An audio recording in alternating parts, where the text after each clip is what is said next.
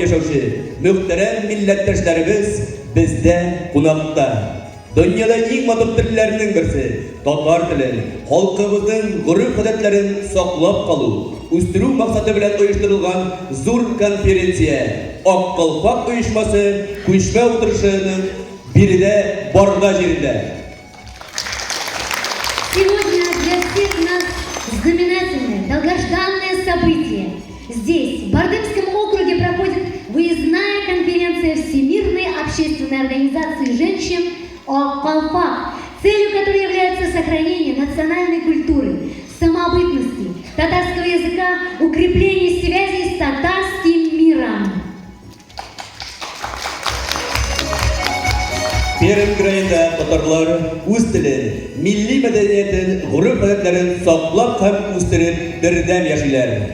Сегодня Барда принимает высоких гостей. Это лучшие представительницы Всемирной общественной организации татарских женщин Аккалпак, Республики Татарстан, представители общественной организации региональной культурной автономии татар Пермского края, руководители округа, других общественных организаций.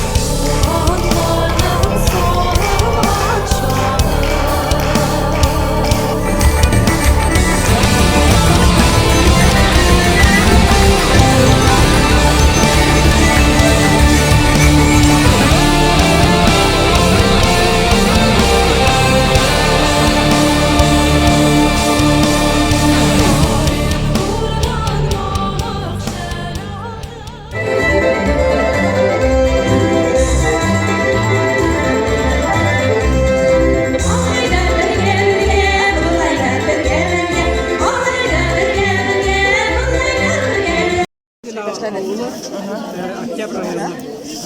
Çünkü bunday şabatalarda kayır vakit kadın kızlar yeler jilek jiyer kabargadılar. Ama şabatala bulgan bağımsızlık. İşe jiyer kabargadılar, geliler jingel deyip zamanında. Ona bir siyahla uzun yasadık. Şabata Uriye üretim dersi. Bana bu ne şikitim ne o kişi. Hayırlı kişiler, hanımlar, men Bükşar, sizin kürüme bugün sizin bilen master class, kulakşa şigu boyunca hemen de ezgine tarihin şuşu şigunun şigu aplikasyon diye batalaydı silep kitesim kile koyan minanı taktım, koyan izledim, ne işin şubay atala. Bizden Milli Müziğimizde Kazan'da bari iki kolfak saklanılgan şuşu şigu aplikasyon bilen kulakşa şigu aplikasyon bilen şu müziği görebildi hem indi.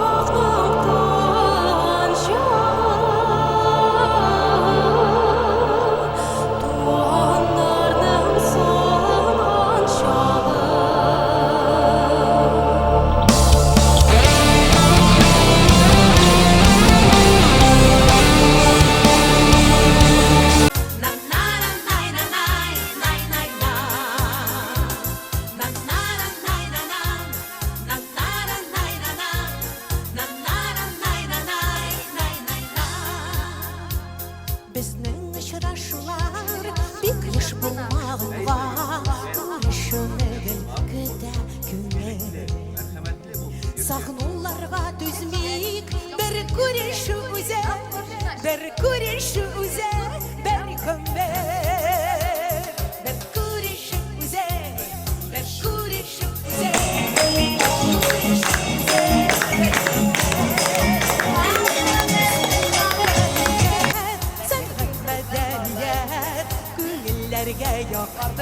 birer Mengede kaderde bir kuruşumuze Bir kuruşumuze Tuğanlarımızlar, yine bizim binana başlangıç konusunda varga boralar sanatçısı bulmaktan Meskevlerinden Kazan Ufallarına kadar Bizning jırlar buldu bir küpe Nindi akıllısız bir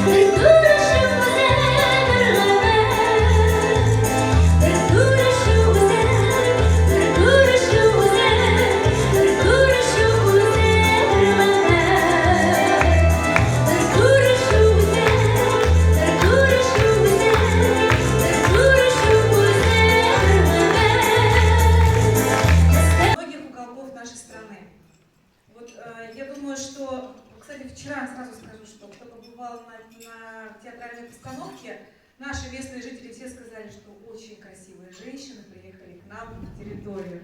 На это сразу обратили внимание. Вы все такие статные, вы такие все ухоженные, вы такие все творческие. Это просто проявляется, глядя на вас, и жизнь становится, мне кажется, ярче, интереснее, приятнее.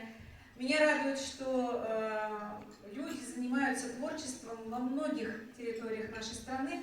Вам не лень этим заниматься, вам это интересно, у вас это хорошо получается.